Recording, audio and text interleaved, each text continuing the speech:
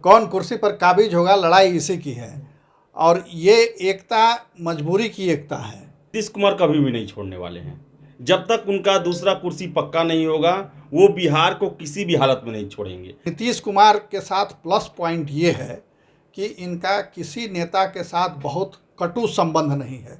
भले आज बीजेपी से वो अलग हो गए हों, मगर अभी भी बीजेपी के नेता जब उनके सामने मिलते हैं तो देखिएगा कि एकदम नतमस्तक भाव में मिलते हैं। नीतीश कुमार इसमें एक कैटलिस्ट की भूमिका निभा सकते हैं, सबको एक साथ करने के लिए काम कर सकते हैं, लेकिन नेता नहीं बन सकते। इनकी पार्टी कोई डिसाइडिंग रोल में नहीं आ सकती है। कुछ ही दिनों के अंदर ये जैसे ही बात वहाँ कुछ और आगे बढ़ती दिखेगी, कोई ठोस आकार एक विपक्षी एकता का दिखेगा, तो नीतीश जी यहाँ सत्ता सौंप सकते हैं। कल को अगर आप सोच लीजिए कि 260 बीजेपी जीतती है, नीतीश कुमार 15 सीट जीतते हैं, और गारंटी नहीं है कि उसके बाद नीतीश कुमार महागठबंधन के साथ ही रहेंगे। हो सकता है गृह मंत्री का ऑफर आ जाए, ये चले जाएंगे, ये सब कोई जानता है। तो विश्वसनीयता सबसे बड़ी बात नहीं है। नीतीश कुमार इसमें महारत हासिल किए हुए हैं कि कब किस दरवाजा को बंद करना है, कब किस दरवाजा को खोलना है। कांग्रेस जदयू जैसे दल के अगुवाई में अगर चुनाव लड़ती है तो इस तरह ही वो परास्त हो गए। वो हो सकता है कि नीतीश कुमार केवल इसी मंत्र का प्रयोग करें कि मिल जाओ, छोड़ो ये सब, नहीं तो कल को आपके यहाँ भी छापेमारी होगा और आप भी जो है चुनाव लड़ने से वंचित रह जाएंगे। नमस्कार, मैं हूं रविरंजन, आप देख रहे हैं लाइव बिहार। इस समय आजकल जो चर्चा बिहार में छिड़ी हुई है, राष्ट्रीय राजनीति में भी ये चर्चा जोरों पर है। बिहार के मुख्यमंत्री नीतीश कुमार इस समय दिल्ली यात्रा पर हैं। पिछले 3 दिनों से नीतीश कुमार विपक्षी ताकतों को एक करने की कोशिश में जुटे हुए हैं। इसी दौरान नीतीश कुमार ने मल्लिकार्जुन खड़गे, राहुल गांधी से मुलाकात की, तो राजद सुप्रीमो लालू प्रसाद यादव से भी मिले। और आज खबर है कि नीतीश कुमार वामपंथी दलों को एक करने में भी जुटे हैं। आज उनकी मुलाकात डी राजा से हुई है। तो इस मुलाकात के क्या है मायने, नीतीश कुमार को इससे क्या कुछ मिलने वाला है, देश की राजनीति को इससे क्या कुछ मिलने वाला है, क्या 14 पार्टियां जो एक साथ मिलकर राहुल गांधी के पक्ष में खड़ी हैं, क्या वो नीतीश कुमार को अपना चेहरा बना सकती हैं? क्या नीतीश कुमार विपक्षी ताकतों को एक करने की जिस कोशिश में सफल हो पाएंगे? इसी पर बातचीत करने के लिए आज हमारे साथ हैं हमारे संपादक प्रवीण बागी जी और आदेश पुरी जी, जर्नलिस्ट हैं। आदेश पुरी से भी हम बातचीत करेंगे और प्रवीण बागी जी से भी बातचीत करेंगे। सबसे पहले हम अपने संपादक प्रवीण बागी जी से बात करेंगे कि नीतीश कुमार की जो ये यात्रा, दिल्ली यात्रा है, इसके बारे में पहला कमेंट अगर आपको करना हो तो आप क्या करेंगे? नीतीश कुमार जी बहुत सोचे समझे तरीके से एक एक कदम आगे बढ़ रहे हैं और उसमें उनको सफलता मिलती दिख भी रही है। जैसे याद कीजिए, आप पिछली बार जब वो दिल्ली गए थे तो बंद कमरे में मुलाकात हुई थी कांग्रेस के नेताओं से। उसकी तस्वीर भी सामने नहीं आई। लोग सवाल उठा रहे थे कि फ़ोटो कहाँ है। बिहार में लोग ज़्यादा नुक्ताचीनी करते हैं तो सवाल उठाई फ़ोटो कहाँ है, मिले भी नहीं, ऐसे ही जाके दरवाजे पर से लौट आए। तो मगर इस बार लोग सामने आए, प्रेस से बात किया, प्रेस कॉन्फ्रेंस किया बाज़ाब्ता, और कहा कि हम सब लोग एक हैं और एक साथ आगे बढ़ेंगे। और एक वो दिन था, और फिर अरविंद केजरीवाल से भी वो मिले, और आज आप बता रहे हैं कि डी राजा से भी उनकी मुलाकात हुई। उसके पहले लालू प्रसाद जी से तो मिल ही चुके हैं वो। तो धीरे धीरे आगे बढ़ रहे हैं। और देखिए, सभी दल चाह रहे हैं कि एक कोई गठबंधन बने जो बीजेपी को कड़ा मुकाबला दे सके, क्योंकि बीजेपी से सभी खतरा महसूस कर रहे हैं। एक दर एक राज्य जो है सो बीजेपी के कब्जे में जा रहा है। बहुत कुछ ही राज्य बचे हुए हैं जहां बीजेपी अभी नहीं है, मगर कब वहां पासा पलट जाए ये कहना मुश्किल है। तो जब सबकी इच्छा है कि बीजेपी के खिलाफ एक मोर्चा खड़ा किया जाए, तो उसमें जो छोटी मोटी बाधाएं हैं, जैसे सबसे बड़ी बाधा है नेतृत्व का सवाल है, तो फिर सीटों का बंटवारे को लेकर के सवाल उठेगा। तो ये सब ऐसा इशू नहीं है जिसको बातचीत से सॉल्व ना किया जा सके। तो नीतीश कुमार आगे बढ़ रहे हैं और हमको लगता है कि उन्हें अपने मकसद में कामयाबी मिलेगी। तो एक और मैं आपसे ये कि नीतीश कुमार क्या बिहार में अब सत्ता से बाहर जाएंगे? क्या तेजस्वी यादव को वो मुख्यमंत्री का पद सौंपेंगे? क्योंकि राष्ट्रीय राजनीति में उनको बहुत बड़ा काम करना है। वो तो पहले से चर्चा है ही यहाँ कि जो एक गठबंधन जिस समय हुआ राजद के साथ, तो उस समय ये भी डील हुआ था कि यहाँ नीतीश सत्ता सौंप देंगे तेजस्वी को और वो चले जाएंगे राष्ट्रीय राजनीति में। और खुद नीतीश अपने मुंह से कई बार ये बात कह चुके हैं कि अब नेतृत्व इनके जिम्मे रहेगा, तेजस्वी के जिम्मे रहेगा, बार बार उनकी मौजूदगी में कह चुके हैं। एक बार तो तेजस्वी को मुख्यमंत्री कह के भी वो संबोधित कर चुके हैं, हालांकि वो जुबान उनकी फिसल गई थी तब ऐसा कहा, मगर ये तय माना जा रहा है। और इसी आधार पर उपेंद्र कुशवाहा ने भी आरोप लगाते हुए पार्टी छोड़ दी और पार्टी ने कोई सफाई भी नहीं दी कि उनको नेता नहीं बनाया जाएगा या ताजपोशी उनकी मुख्यमंत्री के रूप में नहीं होगी।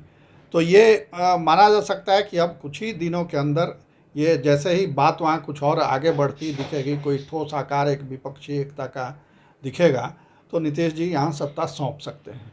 चलिए, एक बहुत गंभीर बात है, नीतीश कुमार बिहार की राजनीति से बाहर केंद्रीय राजनीति में अगर अपनी पहचान बनाना चाहते हैं तो बिहार की सत्ता उनको छोड़नी पड़ेगी।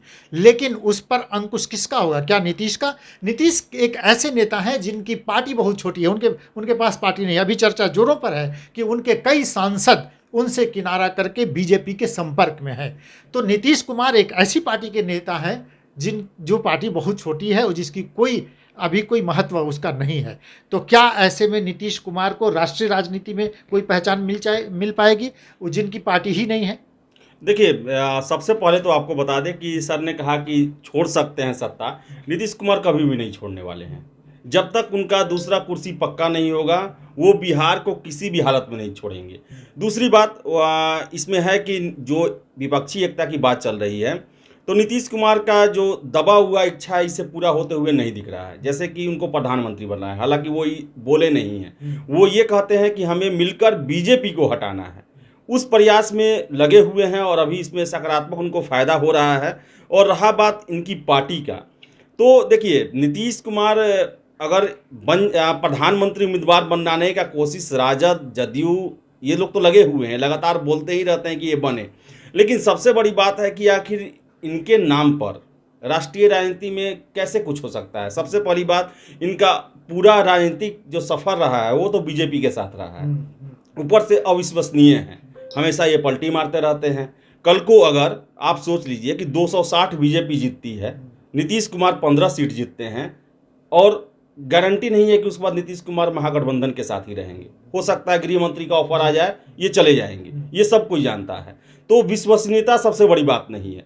पार्टी छोटी है, कभी भी अपने दम पर यहाँ पर सरकार नहीं बना पाए हैं, ये इनके राह में। और सबसे बड़ा चीज़ होता है ना, विश्वसनीयता होता है। अगर कांग्रेस जो है मजबूरी में इनको अपने साथ लिए हुए है। यही नीतीश कुमार जब सरकार इनका महागठबंधन का बना था, जब गए थे तो राहुल गांधी ने बस इनका बात सुना, कुछ जवाब नहीं दिया, ऐसा कहा जाता है। सोनिया गांधी फोटो भी नहीं खिंचवाई।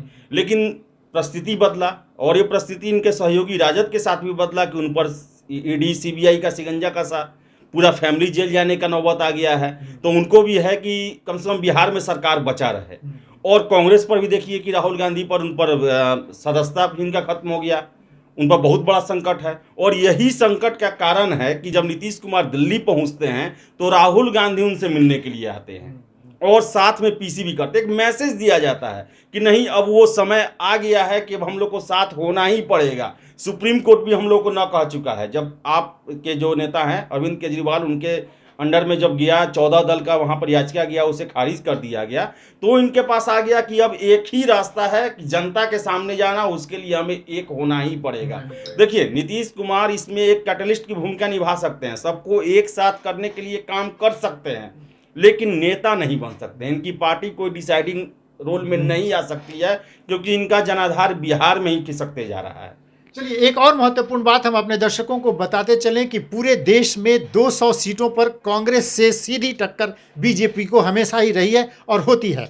इस 200 सीटों पर अगर कांग्रेस अपनी पहचान अलग से कोई बना लेती है और 200 सीटों पर निर्णायक भूमिका में वो रहती है, तो नीतीश कुमार फिर कहाँ रहेंगे? क्या राहुल गांधी देश के प्रधानमंत्री का चेहरा नहीं होंगे? तो नीतीश कुमार जो चेहरा अपने आप को ये घोषित करना चाहते हैं कि वो देश के प्रधानमंत्री हो सकते हैं। आज जीतन राम मांझी ने कहा कि नीतीश कुमार पीएम मटेरियल हैं। क्षमा करें, अमित शाह से मिलने के बाद जीतन मांझी ने ये बात कही है कि नीतीश कुमार पीएम मटेरियल हैं। तो क्या कल जो आपने तस्वीरें देखी थी कि राहुल गांधी उनको कुर्सी दे रहे थे, नीतीश कुमार राहुल गांधी को कुर्सी दे रहे थे, मल्लिकार्जुन खड़गे उनको कुर्सी दे रहे थे, सभी एक दूसरे को कुर्सी दे रहे थे। आखिर यह कुर्सी कौन देगा, किसे देगा? प्रवीण बागी जी हमारे संपादक को हम उनसे बातचीत करना चाहेंगे कि सीधी टक्कर अगर बीजेपी को होनी है बिहार में तो एक गठबंधन ऑलरेडी है, 12 इन सभी दलों का एक है। नीतीश कुमार को क्या पड़ी है पूरे राष्ट्रीय स्तर पर? क्या उनको तमिलनाडु में, क्या उनको यहाँ हैदराबाद में, और ये क्या पश्चिम बंगाल की ममता बनर्जी, क्या नीतीश कुमार को सब लोग नेता मान लेंगे? देखिए, आपने जो कुर्सी की बात की, तो सारी समस्या के जड़ में कुर्सी ही है, इसी के लिए सारी लड़ाई है। तो कौन कुर्सी पर काबिज होगा, लड़ाई इसी की है। और ये एकता मजबूरी की एकता है, क्योंकि अगर अभी सिर्फ संसद सदस्यता गई है राहुल गांधी की, तेजस्वी पर तलवार लटकी हुई है, और भी ढेर सारे नेताओं पर तलवार लटकी हुई है। तो अगर फिर बीजेपी आ गई दोबारे सत्ता में, तो पता नहीं और कितने नेता जेल के अंदर जाएंगे, कितने की कुर्सी छीनेगी, कितने की सांसदी छीनेगी। तो ये भय जो है, जो आदेश पुरी भी जिसकी ओर इशारा कर रहे थे, ये सता रहा है सारे नेताओं को। जिन नेताओं ने माल कमाया है बहुत, वो सारे नेता अभी बेचैन हैं और रात में नींद नहीं आ रही है। सुप्रीम कोर्ट ने जिस तरह से फटकारा, जब ये 14 दल गए थे कि ईडी को कार्रवाई करने से रोका जाए, तो फटकार करके उन्हें वापस कर दिया। तो इससे वो बहुत हतोत्साहित हैं। और नीतीश कुमार के साथ प्लस पॉइंट ये है कि इनका किसी नेता के साथ बहुत कटु संबंध नहीं है। भले आज बीजेपी से वो अलग हो गए हों, मगर अभी भी बीजेपी के नेता जब उनके सामने मिलते हैं तो देखिएगा कि एकदम नतमस्तक भाव में मिलते हैं, बहुत श्रद्धा और भक्ति से मिलते हैं, उनके सामने झुकते हुए मिलते हैं। उसी तरह दक्षिण के भी कोई नेता हों, उनसे भी नीतीश जी उसी स्नेह भाव से मिलते हैं, वो मिलते हैं। ममता बनर्जी हों, भले कुछ भी बयान देते हैं, मगर नीतीश जी के सामने आते वो भी देखिए कि भाव भंगिमा उनकी बदल जाती है। तो ये एक विशेषता है जो दूसरे नेताओं में नहीं है।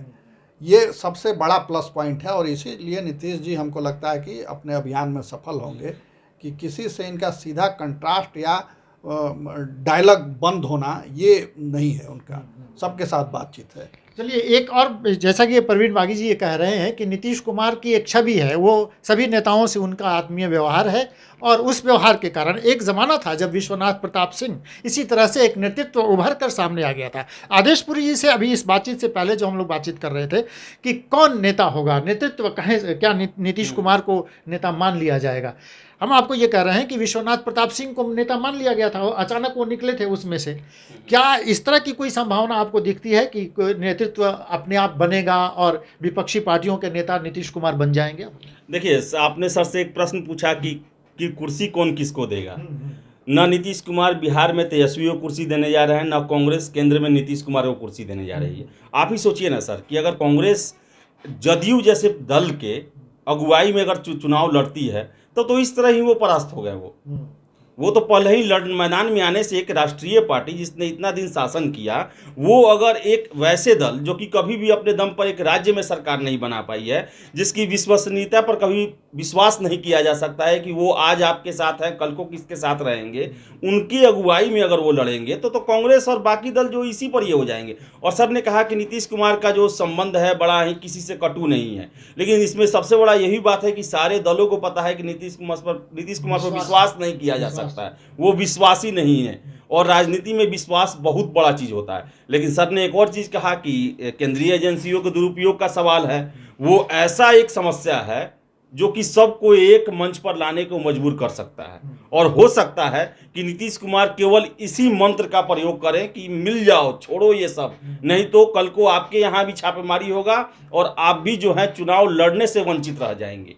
ये डर जो है ना, यही डर नीतीश कुमार सबको बताएंगे, और हो सकता है कि सारे दलों को एक जगह पर ला दे। लेकिन सबसे बड़ा समस्या होगा चेहरा को लेकर, चेहरा कौन होगा। चेहरा अगर मानिए कि कांग्रेस अपना देता है, राहुल गांधी तो हो नहीं सकते हैं, मल्लिकार्जुन खड़गे भी हो सकते हैं चेहरा, उस पर भी बहुत लोग को ऑब्जेक्शन हो सकता है, क्योंकि केसीआर भी अपना पाल रखे हैं, उधर ममता बनर्जी भी पाल रखी हैं, आपका भी अपना ये है। और सबसे बड़ा समस्या आने वाला है सर सीट बंटवारा को लेकर। क्या पंजाब लोकसभा में शेयरिंग देगा कांग्रेस को आप पार्टी? क्या अकाली दल को देगा वहां पर? क्या अमरिंदर सिंह की पार्टी को दिया जाएगा? क्या स्टालिन के अंडर में वहां पर तमिलनाडु में होगा तो वहां पर अन्ना द्रमुक को सीट दिया जाएगा, उतना शेयरिंग किया जाएगा? क्या राष्ट्रीय राजनीति को लेकर अपना राज्य का राजनीति दांव पर लगाया जाएगा? ये सबसे बड़ा प्रश्न रहेगा। अभी तो है बातचीत है, पीसी करना है, साथ बैठना हो जाएगा, लेकिन वो आंकड़ा और सीट का जो होगा वो बड़ा मुश्किल होगा। लेकिन सर का कहना है कि केंद्रीय एजेंसी ये सबसे बड़ा आधार बनेगा उनका एक होने का। इसके अलावा कोई दूसरा कुछ और नहीं हो सकता है। अच्छा, नीतीश कुमार पर भरोसा कोई नहीं करता। आदेश पुरी जी ये कह रहे थे, दो रास्ते वो हमेशा खोल के रखते हैं। नीतीश कुमार को कोई पहचान नहीं पाता कि वो कौन सी चाल चलने वाले हैं। हरिवंश जो उपसभापति हैं, हरिवंश के बहाने वो बीजेपी के संपर्क में लगातार रहते हैं, और केसी त्यागी भी उनके एक नेता हैं जो उनको ये सब जुगाड़ में वो रहते हैं। तो दिल्ली में दो रास्ते नीतीश कुमार पहले से खोल के रखते हैं। तो क्या बीजेपी के भी संपर्क में बार बार ये हो रहा है कि नीतीश कुमार किसी भी समय पलटी मार सकते हैं, लेकिन अभी जो उनके तेवर हैं उसको देख के नहीं लगता कि वो पलटी मारेंगे। अभी तो वो लालू प्रसाद यादव के सामने नतमस्तक हैं, राहुल गांधी के सामने नतमस्तक हैं। आपको क्या लगता है कि उन्होंने और कोई रास्ता खोल के रखा है? क्या वो बीजेपी के साथ भी कभी जा सकते हैं? नहीं, आप ठीक कह रहे हैं, रास्ता तो उन्होंने खोल के रखा ही है और बातचीत भी होती है। जैसे जब यहाँ गवर्नर बदल रहे थे तो उस समय अमित शाह ने फ़ोन करके सूचना दिया तो खुद ये प्रेस को जानकारी दी नीतीश कुमार ने। और जो दो नाम आपने लिए वो भी सही है, मगर अमित शाह ने बिहार में पब्लिक मीटिंग में ये घोषणा की कि अब हमारे दरवाजे सदा के लिए नीतीश कुमार के लिए बंद हो गए हैं। मगर राजनीति में कोई दरवाज़ा बंद नहीं होता है। ये ठीक है कि अमित शाह ने कार्यकर्ताओं में जोश भरने के लिए वो बात कह दी, मगर बंद दरवाजे खुलते भी हैं राजनीति में। और नीतीश कुमार इसमें महारत हासिल किए हुए हैं कि कब किस दरवाज़ा को बंद करना है, कब किस दरवाज़ा को खोलना है।